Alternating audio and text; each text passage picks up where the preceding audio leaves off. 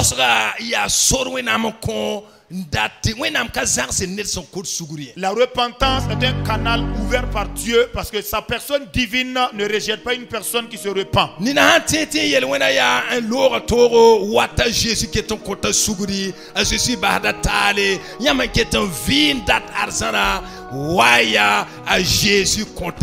Pour ceux qui pensent qu'ils sont au summum du péché et ils ont atteint un niveau tellement grave du péché et qu'ils ne peuvent plus être pardonnés, non, non, arrêtez. Revenez quand Jésus pardonne tous les péchés. Ne dites pas que votre péché est tellement extrême. Quel qu'en soit le péché que vous aurez commis, ce soir, si vous avez besoin du pardon de Dieu, et si vous êtes attristé et consterné compte tenu de votre péché,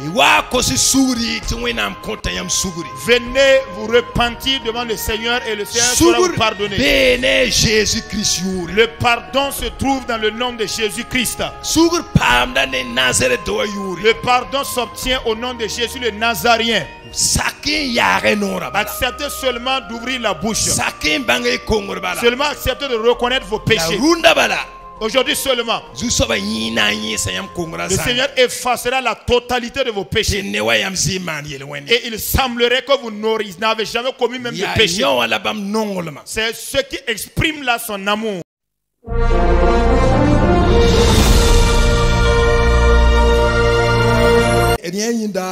Ainsi, la semaine dernière, nous avons vu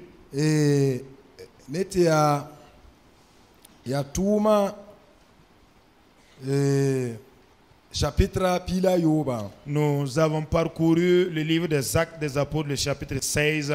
L'ariemta apôtre d'amba ne pone silase. Nous avons vu que Paul et Silas, le duo, wa anti ye bibira ta derbe la lisir tingba senese ta bonta Timothée. Ils ont rencontré également un jeune homme à Derbe et vers les contrées de Lystre qui se prénommait Timothée.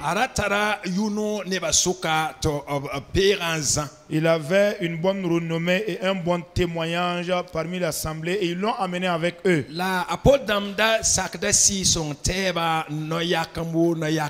Et les Paul se soumettaient à la conduite du Saint-Esprit étape par étape. Raison pour laquelle le Saint-Esprit donc les a empêchés d'annoncer la parole en Asie au moins 2 fois. Avant maintenant de les révéler d'aller à la Macédoine. Et quand ils s'y sont arrivés, nous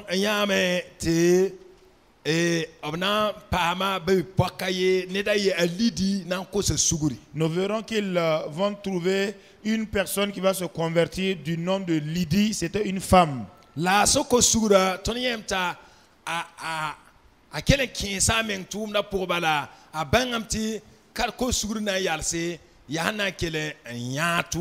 peine Lydie s'est convertie, elle s'est en même temps engagée dans l'œuvre. Elle a vite compris qu'on ne se convertit pas pour rester oisif, mais c'est pour accompagner l'œuvre de Christ. À la suite de cela, en terre de Philippe, le Paul ainsi que Silas seront jetés en prison.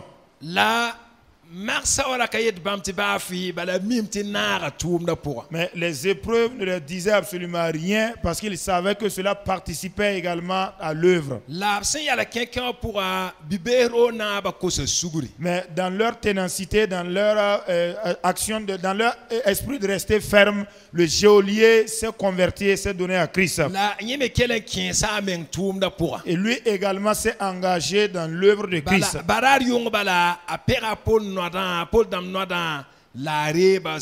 Parce que la même nuit, non seulement il a lavé les blessures de Paul, mais il les a également donné à manger en les accueillant chez lui à la maison. Donc c'est de cette manière que le peuple se convertissait au Seigneur. Lorsqu'une personne se convertit au Seigneur, il n'est plus maître de sa vie. Il disait libre au Seigneur de m'utiliser comme bon lui semble.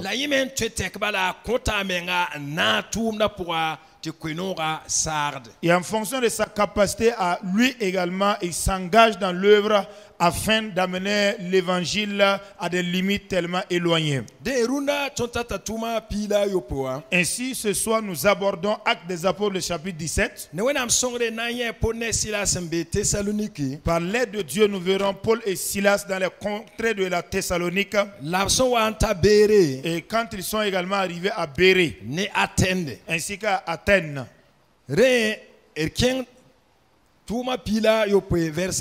Ainsi donc, commençons dans Actes des Apôtres 17, verset 1. Il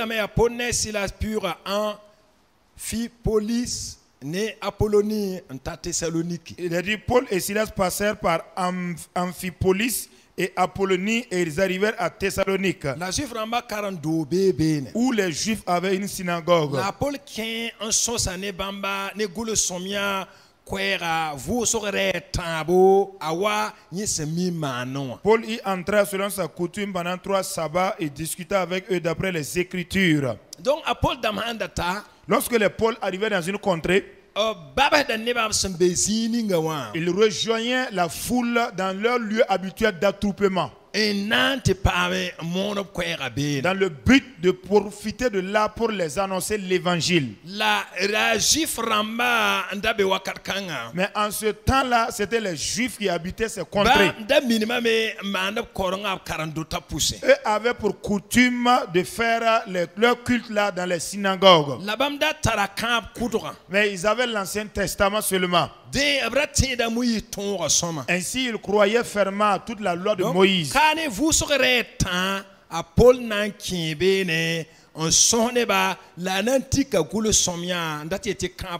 Ici, pendant 3 sabbats, Paul va y entrer selon sa coutume, discuter avec eux d'après l'Ancien Testament, c'est-à-dire les Saintes Écritures.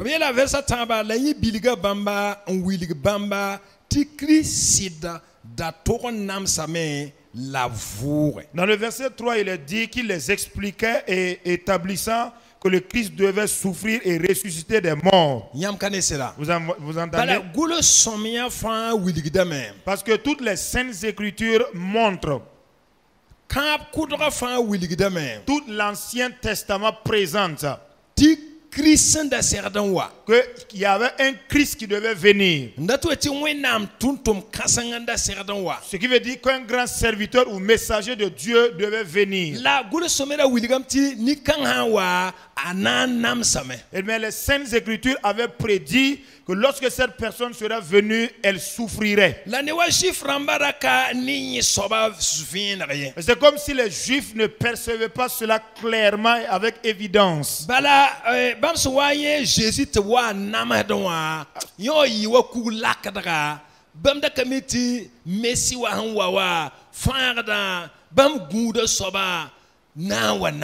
Parce que c'était pour les Juifs un choc véritablement que de voir le Messie, le salut, le Sauveur tant attendu, le Sauveur qui arrive et qui commence à souffrir. Vous les entendez même dire, si tu es véritablement fils de Dieu, descends de là et nous croirons en toi. Prophétise donc, fils de Dieu, roi des Juifs.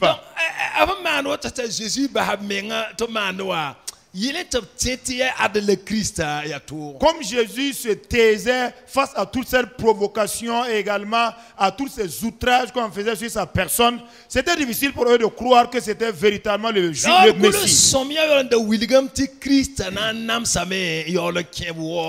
Pourtant, les Saintes Écritures avaient clairement établi que le Christ devait souffrir avant de rentrer dans sa période de gloire. Paul, quand il devait les expliquer, les a montrés clairement que d'après les Saintes Écritures,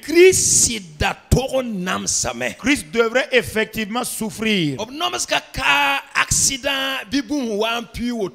Sa souffrance n'est pas une chose accidentelle qui a traversé le cours de sa vie. Ce n'est pas parce qu'il était faible ou encore dans des conditions de faiblesse qu'il a souffert.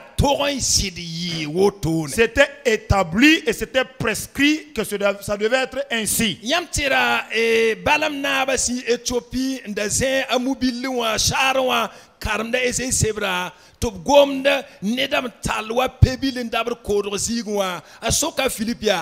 asoba gom ese gom da men yel bi anirato bala arakamiti Christ. Vous souvenez-vous de l'eunuque éthiopien qui était dans son char et qui était en train de retourner dans son pays lorsque le Saint-Esprit a fait approcher Philippe et donc lisait le livre d'Ésaïe, et dans ce livre-là, il était question d'une personne qu'on conduisait, donc, mais qui était tellement muette comme une brebis qu'on amenait à aller tonder. Donc on se pose la question, est-ce que c'était quelqu'un d'autre? Parce que l'autre ne savait pas qu'il s'agissait de Christ. Ta Philippe na wiliga ti ya Christ yelab son gomna. Et Philippe devait lui expliquer que le personnage en question là, c'était Christ Jésus. Donc lorsque les chrétiens primitifs devaient annoncer la bonne nouvelle à une personne,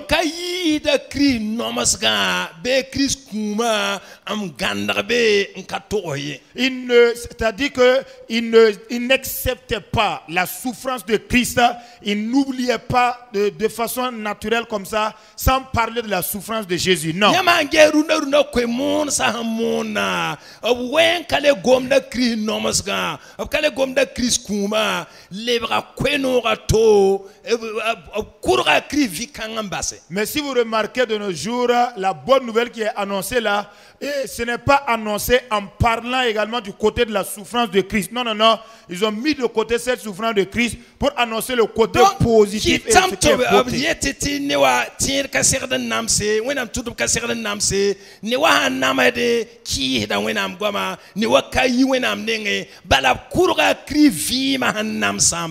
parce que ce qui fait que, alors, ils tiennent un évangile qui dit que un chrétien ne doit pas souffrir parce que eux, ils ont coupé de leur côté la partie de la vie de souffrance de Christ Jésus est jetée. Mais si vous devez considérer toute la vie de Christ, vous verrez qu'à partir de l'Ancien Testament, même jusqu'à la mort et à la résurrection de Christ, il a même présenté la marque des clous dans ses mains à ses disciples, ainsi qu'à son côté qui a été percé par la lance.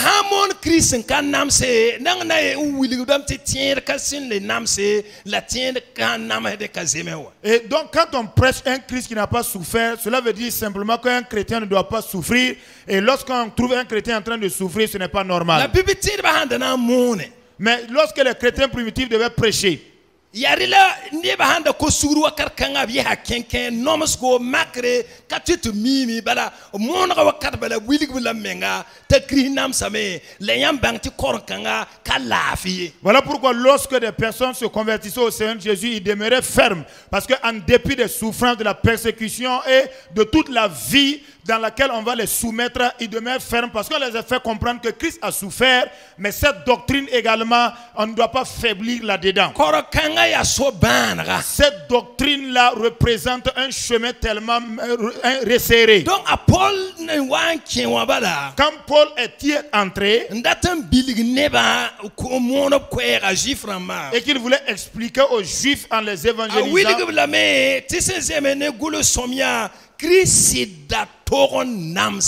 il les a expliqué qu'il est établi selon les Saintes Écritures que Christ devait véritablement souffrir. Est-ce que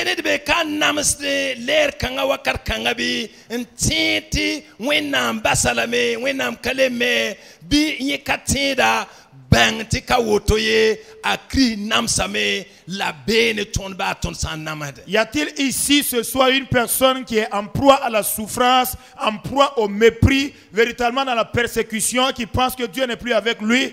Non, il n'en est pas ainsi. Comprend que Christ a souffert et tout disciple de Christ également doit véritablement souffrir. Paul son wan kitamen kaseta William tinye ganda kom worio kayenda foot pora yenda yerena pabaye yerena kikom zugu willigidi ta surya noro anoma ga yinga asi anwenam tutumna. Pendant que Paul lui-même rendant témoignage de sa propre personne, parlait de son palmarès, il a dit que lui il était en manque, il était dans la privation, dans la faim, dans la soif également, il a exposé au froid également, aux animaux sauvages, mais il a enduré tout cela à cause de ce que Jésus-Christ avait d'avance souffert. Donc lorsqu'il devait annoncer l'évangile aux gens, Si ce sont des gens ici là, ils veulent qu'ils se convertissent.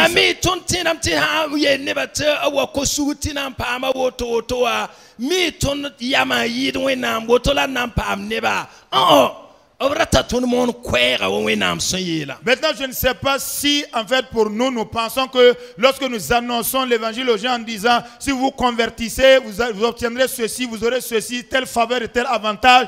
Nous nous sentons plus sages que Dieu. Non, non, non. Il voudrait que nous annoncions le message selon la potabilité.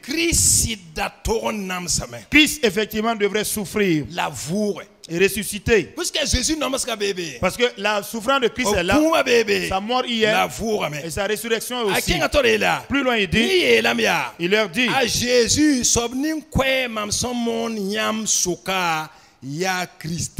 il dit, et Jésus que je vous annonce, disait-il, c'est lui qui est le Christ. Vous entendez?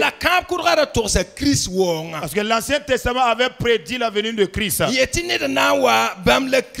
En disant qu'un personnage viendra et il est le Christ. Christ voudrait signifier simplement celui qui a été oint de Dieu.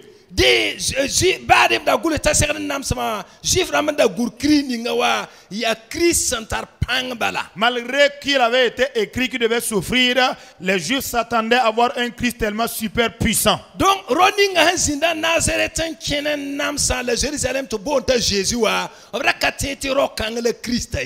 pour eux, l'homme qui s'est promené sur les rues de Nazareth, qui a souffert à Jérusalem et qui est mort, pour eux, ils ne pensaient pas que c'était cet homme-là qui était le Christ.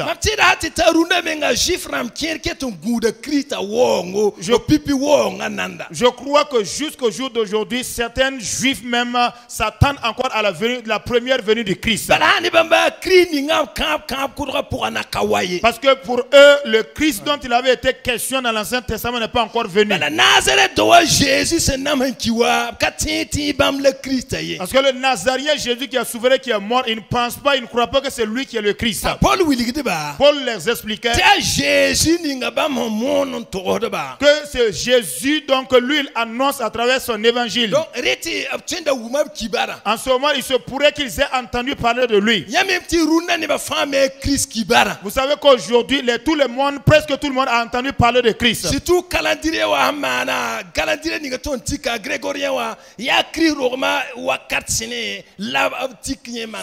le calendrier grégorien que nous utilisons aujourd'hui, donc alors a été établi à partir de la naissance de Jésus-Christ. Donc il y en a qui ont entendu parler de ça.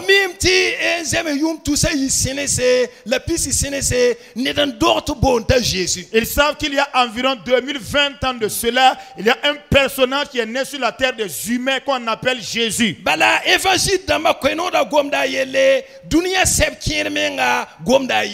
que les 4 évangiles présentent le personnage biblique appelé Jésus, et certains documents également du monde parlent de Jésus. Ils ont entendu parler de lui. Le problème, c'est qu'on l'a positionné au nombre des hommes préhistoriques qui ont vécu dans l'histoire. Ou encore une personne qui a été un saint de Dieu et qui a vécu dans les temps passés. Ou alors il a été simplement un des serviteurs de Dieu qui a fait son passage sur la terre. Paul va les exposer. Que c'est cet homme-là qui est exactement le Christ.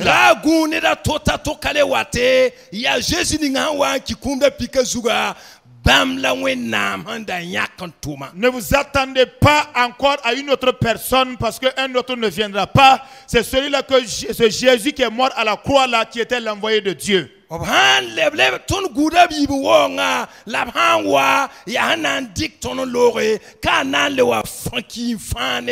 ce qui nous concerne, nous nous attendons à sa seconde venue. Mais quand il sera venu, c'est pour nous amener, pas encore pour mourir, pour sauver le peuple. Donc vous et moi qui sommes en vie aujourd'hui, la recommandation que Dieu nous a laissée,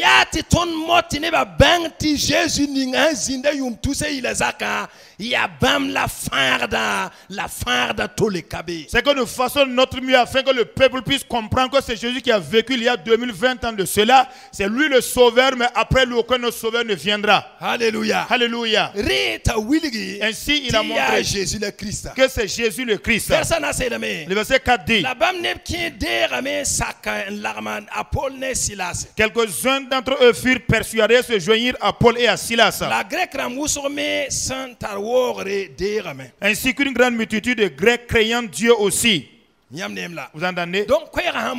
Lorsque l'évangile est prêché, quoi qu'il ait, ils aient parlé de la souffrance de Christ. Vous voyez que les gens acceptent de le recevoir. Parce que c'est Dieu qui a missionné les pôles. Le message est de source divine. Dieu connaît le cœur du peuple. Vous savez que le même Paul qui a prêché le message, là, le même Paul avait combattu contre le même message. Mais étant donné qu'on ne peut pas lutter contre la parole de Dieu, Jésus lui a dit: il te sera tellement dur de régimer contre les aiguillons. Donc comprends que c'est Jésus le sauveur et ne rejette pas. Jésus, est-ce que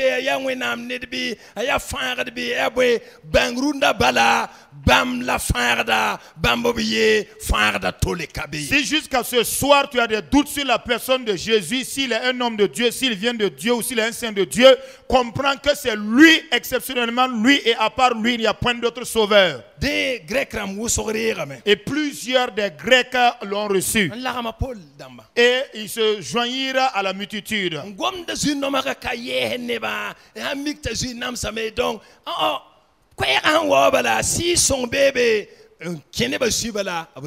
La souffrance de Christ dont il était question n'apeurait pas les gens. Ils n'avaient pas peur, ils n'avaient pas de crainte. Non, non, non. Puisque le Saint-Esprit avait convaincu les cœurs, ils recevaient Christ naturellement.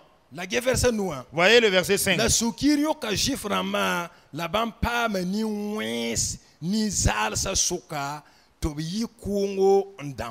Mais les Juifs, jaloux, prirent avec eux quelques méchants hommes de la populace, provoquèrent des attroupements et répandirent l'agitation dans la ville. Que le Seigneur nous aide afin que nous ne fassions pas partie du groupe des méchants. Parce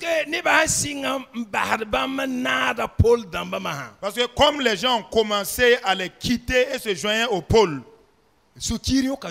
les Juifs étaient touchés de jalousie. Vous entendez? Parce qu'ils ne se préoccupaient pas du salut des gens. Eux, ils observent leurs intérêts et autre chose. Voilà pourquoi ils étaient animés de jalousie. Même Paul, avant sa conversion, était animé d'une telle jalousie aussi. Mais la jalousie a touché les Juifs là. Et ils ont eu des hommes méchants. Vous entendez? Qui ont décidé de provoquer des attroupements pour agiter la foule. Ainsi, frère,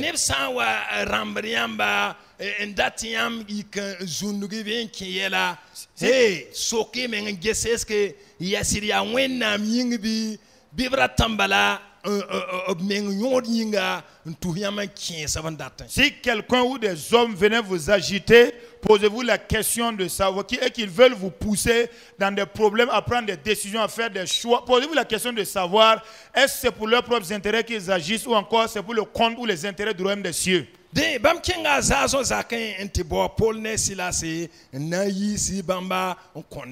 donc ils se portèrent à la maison de Jason et ils cherchaient Paul et Silas pour les amener vers le peuple.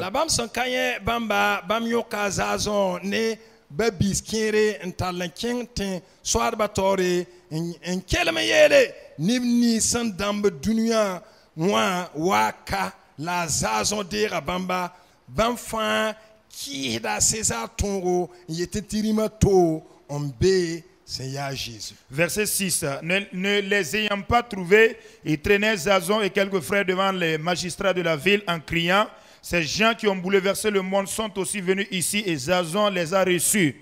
Ils agissent tous contre les élus de César, disant qu'il y a un autre roi, Jésus. Ouais, ils se sont enrôlés dans une activité spontanée. Paul Damien ici son tumba tout le monde quoi la nimbamba ne ba sin ko sugu ba la bam na komeng tumzi pour un yiknan dambe un datin gida kwera. En tout cas, pour ce qui concerne les pôles là, ils étaient sous mission du Saint-Esprit. Mais pour ce qui concerne ce groupe de personnes là, c'est après la conversion des gens que eux se sont donné une mission dans le but d'agiter le peuple.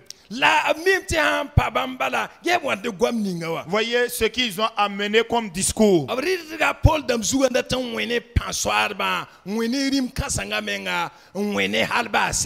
Ils voulaient provoquer la jalousie du grand roi César. Ils voulaient provoquer la jalousie et faire collision entre les pôles ainsi que les autorités du pays.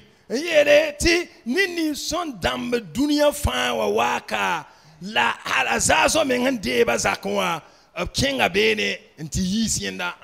Il criait en disant que ces gens qui ont bouleversé le monde entier sont venus jusqu'à chez nous ici. Mais Jason les a reçus chez lui à la maison. Et dit qu'ils agissent tous contre les édits de César en disant qu'il existe un autre roi.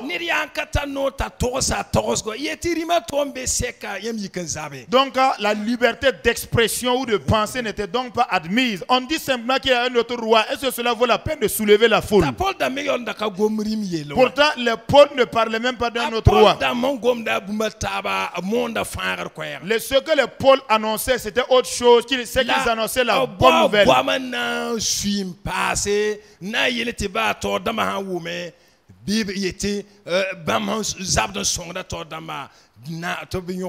Ils ont simplement cherché des paroles irritantes, des paroles provocateurs, dans le but de pouvoir alors soulever la foule. Lorsque les responsables vont poser la question, ils diront que nous sommes de votre bord. Le verset 8 dit: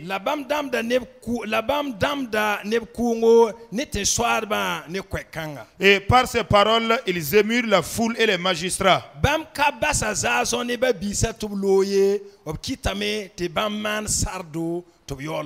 Qui ne laissèrent aller Jason et les autres qu'après avoir obtenu d'eux une caution. Vous entendez? Donc, il y a Paul Damba sans là, voici c'est le vécu de Paul dans cette localité que nous relate ces passages. Nous verrons maintenant leur arrivée à Béré. Verset 10. Aussitôt,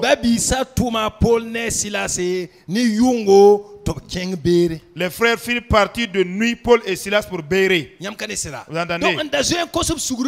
Ceux qui étaient déjà convertis, qui étaient dans la localité, ils s'associaient aux apôtres. Ils participaient à l'œuvre. C'est exactement comme la prostituée Rahab.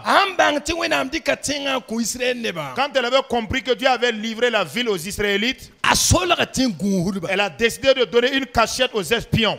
Mais elle ainsi que les gens de sa maison seront sauvés. Donc quand ces personnes sont converties,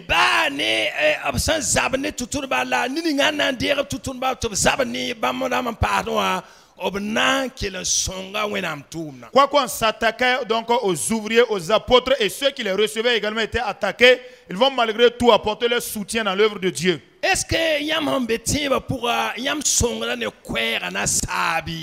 depuis que vous êtes dans la foi chrétienne, est-ce que vous soutenez l'expansion des limites de la parole dans le royaume des cieux? Est-ce que vous participez à annoncer aux autres personnes que c'est Jésus le Sauveur? Est-ce que vous lancez des invitations à d'autres personnes de vous suivre et de venir recevoir Jésus? Est-ce que vous encadrez et préservez l'œuvre de Dieu et les serviteurs de Dieu? Est-ce que vous faites de l'intercession pour eux? Est-ce que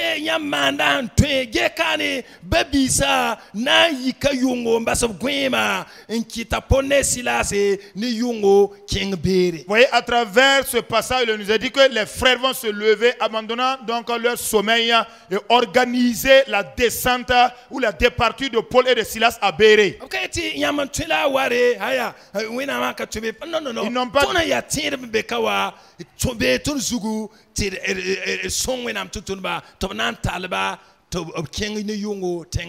Ils n'ont pas dit donc tout cela, ça vous engage parce que c'est vous qui vous savez que votre Dieu est puissant. Voilà pourquoi vous êtes venus. Non, ils n'ont pas dit cela. Ils n'ont pas donné des propos lapidaires. Ils ont simplement organisé leur voyage jusqu'à Béré. Mais quand ils sont arrivés à Béré, ils entraient dans la synagogue des Juifs. Les pôles n'étaient pas sortis dans le but de reculer. Si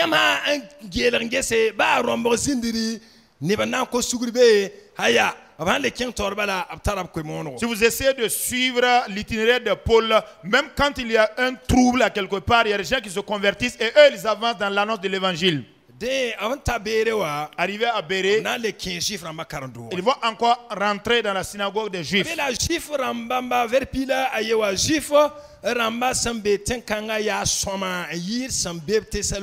Le verset 11 nous dit que ces Juifs avaient des sentiments plus nobles que ceux de Thessalonique. Il reçut la parole avec beaucoup d'empressement.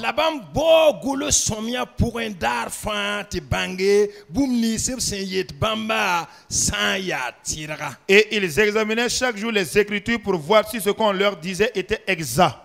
Vous entendez? Cela est tellement très important. Ils ne s'opposaient pas seulement. Eux-mêmes ont pris les Saintes Écritures. Chaque jour, ils l'examinaient pour voir. Est-ce que ce qu'on nous dit là, on nous enseigne là, est exact ou pas exact?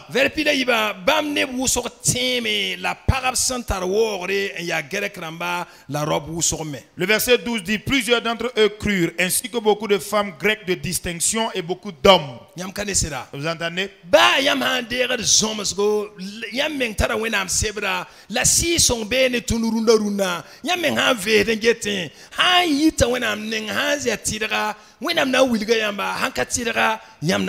Quand bien même vous êtes enseigné ou vous recevez un enseignement de la part donc de Dieu, vous avez également la parole de Dieu à porter. Vous devez également suivre et essayer de sonder, de voir si c'est exact, si ça vient du Saint-Esprit ou pas. Et puisque vous avez le Saint-Esprit, le discernement, si tel est le cas, vous le saurez. Voyez. Verset 13.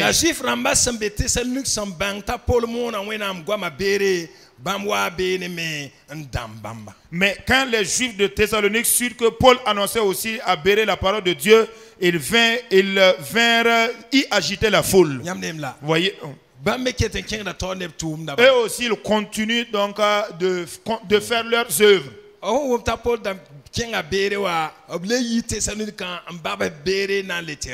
Quand ils ont appris que les Pauls sont allés à Béré, ils ont quitté la Thessalonique pour se rendre à Béré dans le but d'aller agiter la foule. Verset 14. Alors, les frères firent aussitôt partir Paul du côté de la mer. Parce que ce sont les frères qui sont des autochtones dans la localité. Eux, ils connaissent les localités, ils connaissent les lieux de cachette et également les lieux où on pourrait se retirer. Ils ont fait partir Paul vers le côté de la mer. Mais Silas et Timothée restèrent à Béré. Ceux qui accompagnaient Paul le conduisirent jusqu'à Athènes, puis ils s'en retournèrent.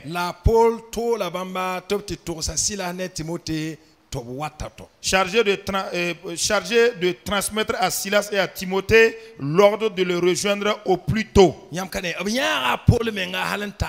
C'est-à-dire ils ont accompagné ou escorté Paul jusqu'à Athènes.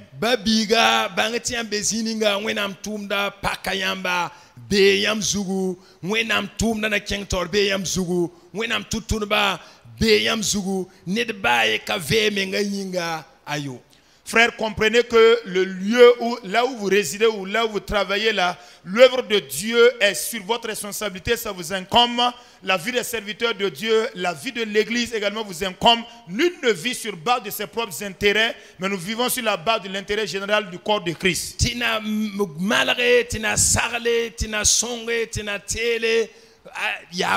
Non seulement pour exhorter, pour conseiller, pour encadrer, pour soutenir, nous devons nous investir à cela. Donc Paul sera en terre d'Athènes. Verset 16. La Paul sombe Athènes good bam wongo yisur sama wusro yesanya titenkanga pidane bonanse nepson word wa wenama yinga. Comme Paul les attendait à Athènes, il sentait au-dedans de lui son esprit s'irriter à la vue de cette ville pleine d'idoles. Pour un son de Ziframa, la nep son word wenam, la yen son sané nebnisan. Il s'entretenait donc dans la synagogue avec les Juifs et les hommes craignant Dieu et sur la place publique chaque jour avec ceux qu'il rencontrait. Quand Paul est arrivé à Athènes, il a constaté que la ville était pleine d'idolâtrie ou d'idoles. Il a commencé à avoir de l'irritation dans son cœur. Que ferait-il? C'est la bonne nouvelle qui est simplement la solution. Vous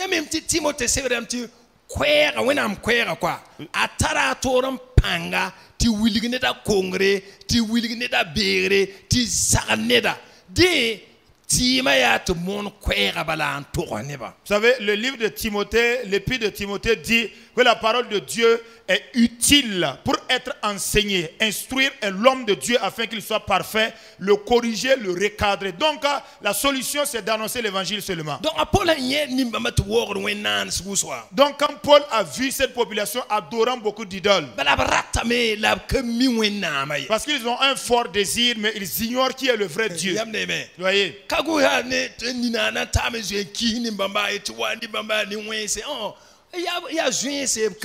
Ça aurait été certaines personnes, il va commencer à s'opposer à eux en disant que vous allez aller en enfer, ce sont des candidats de l'enfer. Non, non, c'est des aveugles, des ignorants.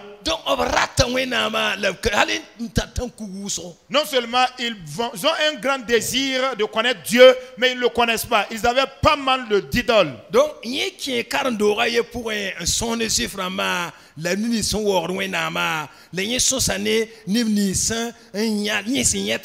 pour moi, d'arfan. Il s'entretenait dans la synagogue des Juifs et avec des hommes craignant Dieu et sur la place publique également. Chaque jour, toute personne qu'il rencontrait annonçait seulement l'évangile. Annonçait l'évangile.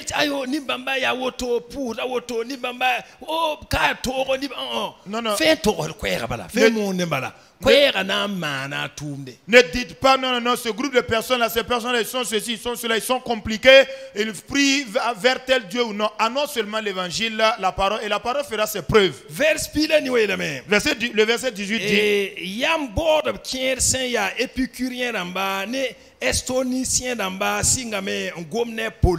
quelques philosophes épicuriens et stoïciens se mirent à parler avec lui.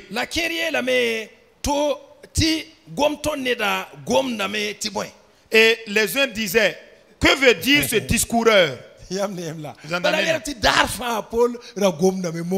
Parce qu'il a dit que chaque jour Paul prêchait l'évangile et annonçait la parole.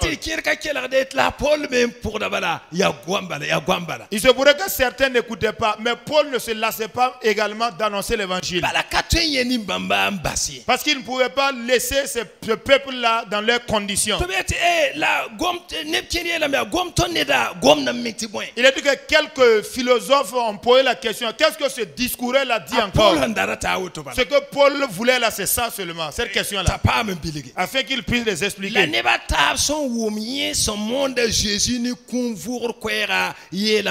D'autres, l'entendant annoncer Jésus et la résurrection des morts, disaient, il semble qu'il annonce des divinités étrangères. Vous entendez?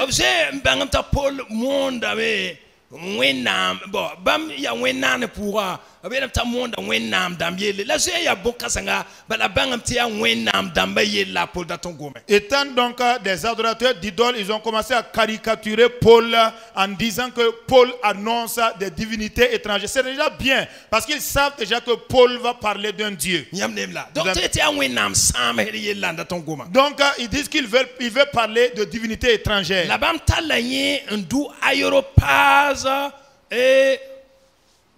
kunkubri nsokye ya yam na wiliga tondo karampalga ning yam san zamada vonri. Verset 19. Ils le prirent et le menèrent à l'aéropage en disant: pourrions-nous savoir quelle est cette nouvelle doctrine que tu enseignes, Paul? Est-ce que neba ya yelam tifo saka pour ya rara pour ya neba yelam tifo gom nambi before ici? Est-ce que dans ton marché, dans ton service ou bien chez toi là dans le quartier là-haut, que disent les gens à ton sujet? Que tu es quelqu'un qui parle beaucoup ou bien tu es timide, tu es caché dans ton coin? Est-ce que faut rikda traiter la man pitne babi bi voyo fo solo dambala mam fe wendrante ki arzana bala mam hande me ni bamba ni wensa zati talo toa mam fe tikim arzana bala. Est-ce que tu utilises les traités pour évangéliser, pour distribuer dans ton quartier ou dans ton coin, ou bien tu t'es retiré dans ton coin seulement en disant non, que j'arrive seulement à rentrer au paradis parce que ce peuple méchant est totalement terrible là. Si je m'amuse, il risque de me tuer. Maman de me lebron kul villa wa lebron kul kati bamba to bange oh tifo si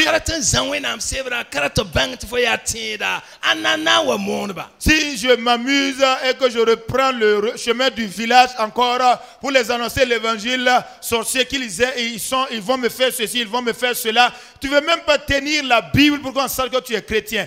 Qui te donnera cette mission?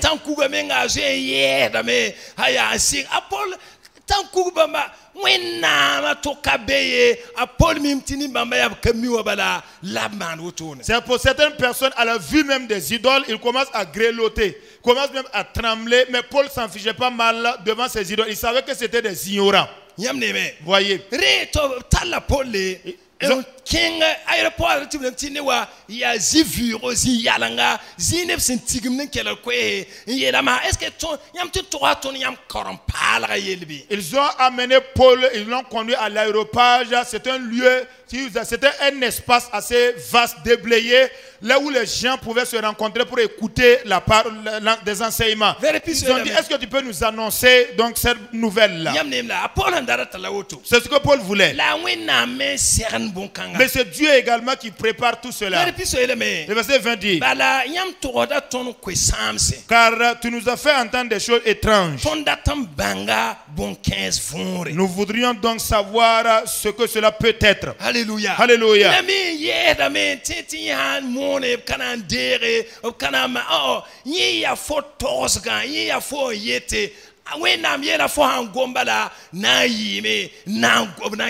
Il y en a même qui ont peur et qui se disent: est-ce que si je vous l'abouille, que je commence à parler, est-ce qu'ils vont me recevoir? Ne vont-ils pas me rejeter? Parce que ce peuple-là semble ceci ou cela. Ça, c'est ta pensée. Pour Dieu, il te dit d'annoncer seulement la parole. Le reste lui incombe.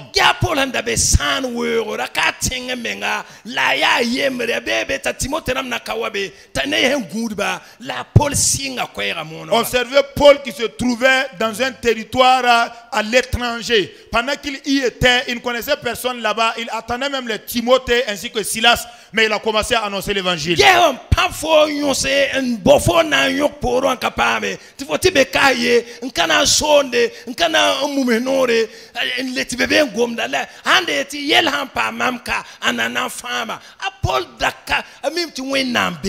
Et dis-toi, une personne qui a raté la bastonnade, une personne qui a raté la prison et autre chose, et tu as fui pour aller te retrouver de l'autre côté, ça aurait été certaines personnes, ils auront dit: si moi je m'amuse ici, et si un problème tombait sur moi, qui allait me délivrer? Parce que Timothée et Silas n'étaient pas encore arrivés, mais ils savaient que Dieu était présent.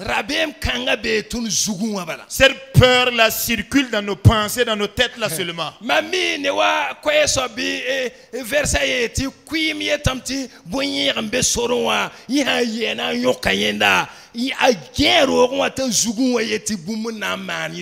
Je ne sais pas si c'est en relation avec le livre d'Ecclésiaste qui dit que le paresseux dort chez lui en disant: il y a un lion au dehors. C'est-à-dire, si lui sort, le lion va le croquer. Il est dedans, mais il a une imagination de ce que le dehors peut représenter.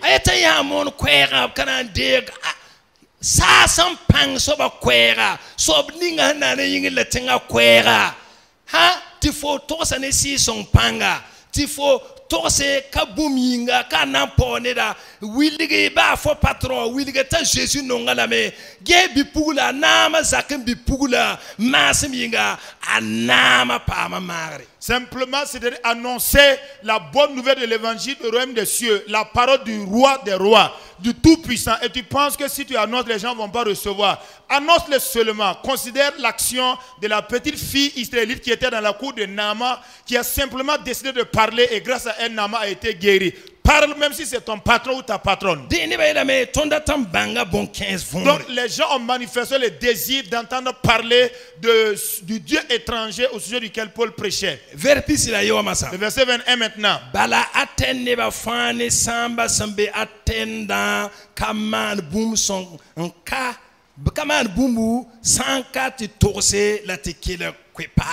Or, tous les Athéniens et les étrangers demeurant à Athènes ne passaient leur temps qu'à dire ou à écouter des nouvelles. Paul, debout au milieu de l'aéroport, dit: Alléluia. Alléluia. Il était seul là-bas. Hein. Il se tient debout et dit: Homme athénien, je vous trouve à tous égards extrêmement religieux. Vous voyez, non?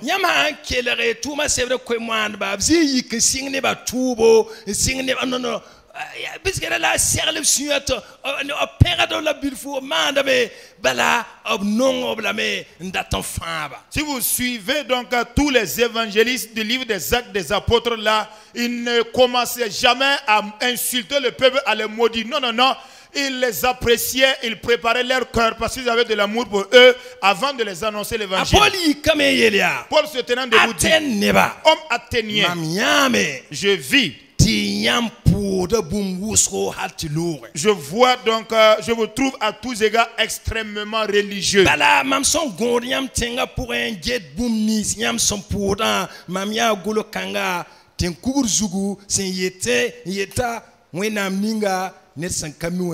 Car en parcourant votre ville et en considérant les objets de votre dévotion, j'ai même découvert un autel avec cette inscription: à un Dieu inconnu. Ce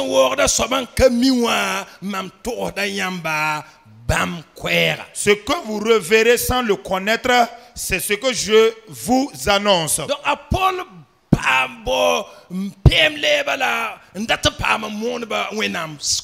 Paul cherchait seulement une brèche, il cherchait une occasion dans le but de pouvoir introduire la parole de Dieu. Paul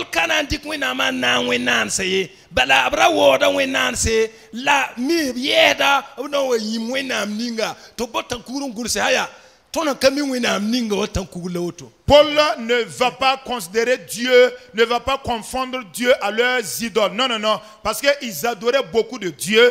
Mais comme ils craignaient d'oublier une certaine divinité, ils ont écrit sur une idole à un Dieu inconnu. Et Paul leur dit: le Dieu que vous adorez sans le connaître là, c'est ce Dieu-là que je vais vous présenter.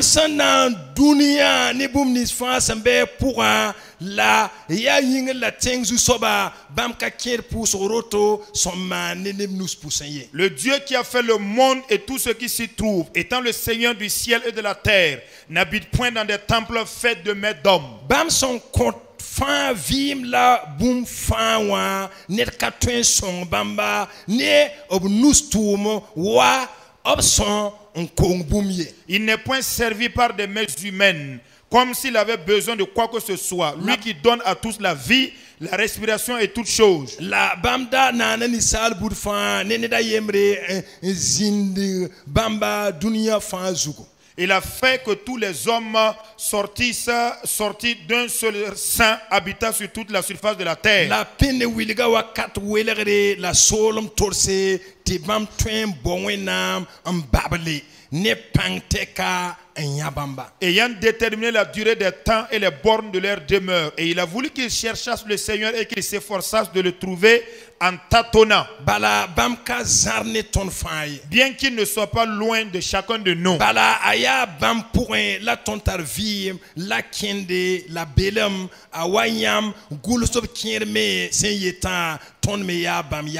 Car en lui nous avons la vie, le mouvement et l'être. C'est ce qu'on dit. C'est ce qu'on dit aussi quelques-uns de vos poètes.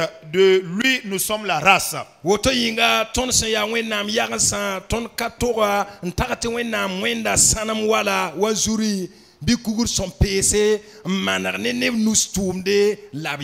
Ainsi donc, étant la race de Dieu, nous ne devons pas croire que la divinité soit semblable à de l'or, à de l'argent ou à de la pierre sculptée par l'art et l'industrie de l'homme.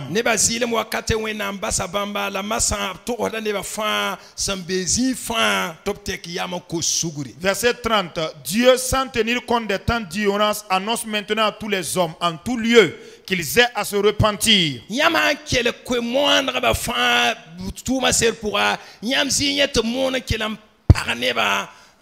Ka ko yibzinga nka wilge tutun ko suguri to ndamande asile ya polo ilaka la wenam yetam masa pinabra basame la masa bi tek yamako suguri. Si vous suivez donc le protocole de prédication de tous les prédicateurs dans le livre des Actes des Apôtres, vous ne verrez jamais qu'ils ont prêché jusqu'à aller condamner la population sans leur donner un issue d'échappatoire. Ici Paul dit il y avait des temps d'ignorance, mais maintenant Dieu vous invite à vous repentir. Sur kosra ya sorwenamko.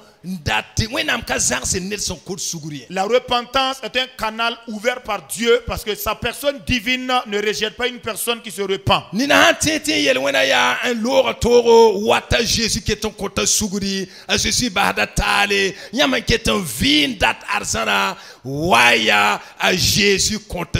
Pour ceux qui pensent qu'ils sont au summum du péché et ils ont atteint un niveau tellement grave du péché et qu'ils ne peuvent plus être pardonnés, non, non, arrêtez. Revenez quand Jésus pardonne tous les péchés.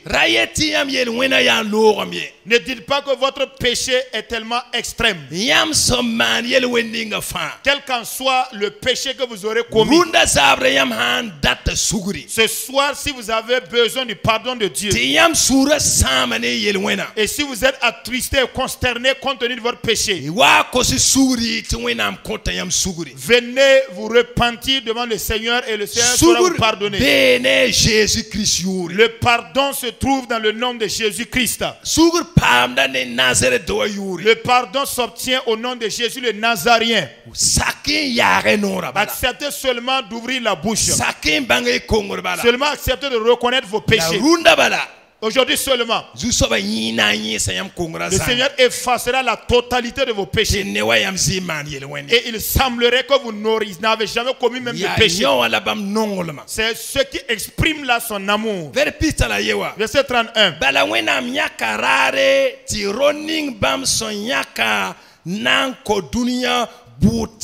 Parce qu'il a fixé un jour où il jugera le monde selon la justice par l'homme qu'il a désigné.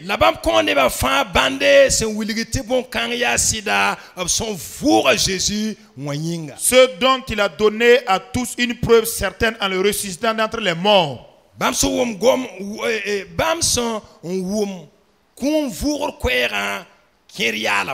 Lorsqu'ils entendirent parler de résurrection des morts, les uns se moquèrent des autres. Et les autres dirent.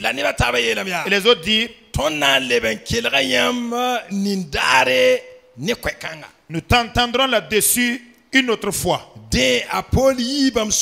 Ainsi Paul se retira du milieu d'eux. Verset 34. Malgré tout, néanmoins, quelques-uns s'attachèrent à lui et crurent. Ceux qui croiront, croiront. Voilà pourquoi il nous appartient à nous de prêcher. Ne dis pas d'avance qu'ils ne croiront pas. Prêche seulement. Si une seule personne se convertissait, le royaume des cieux se trouve dans la joie. Voilà pourquoi quelle qu'en soit la localité,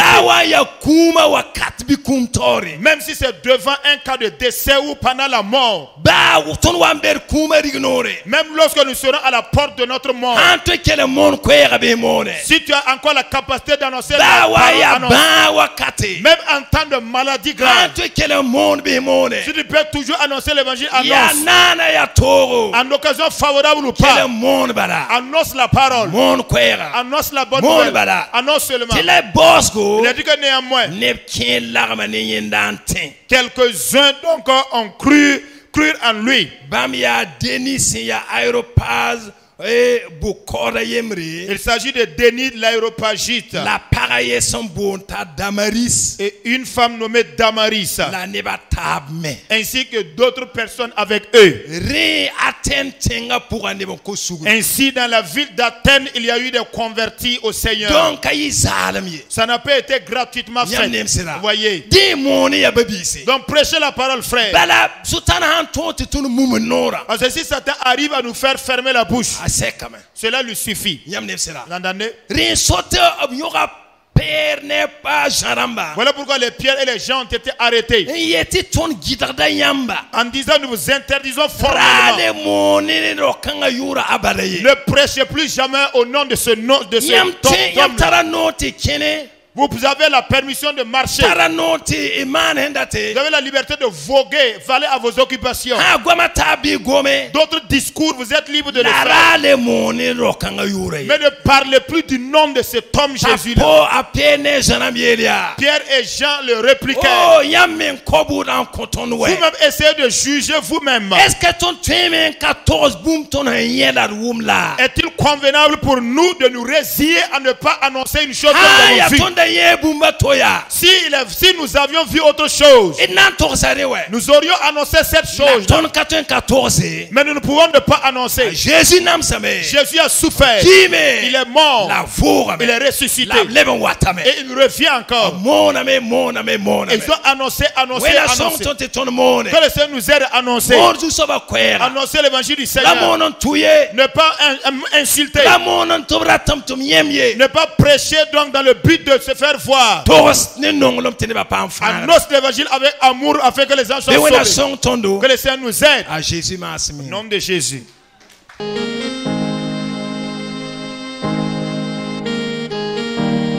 En toi, Seigneur, je veux toujours m'habiter. Chaque instant de chaque jour qui passe, en toi seul je veux me confier. Tu es mon Seigneur, tu es mon Sauveur, tu es mon Rédempteur. Alléluia.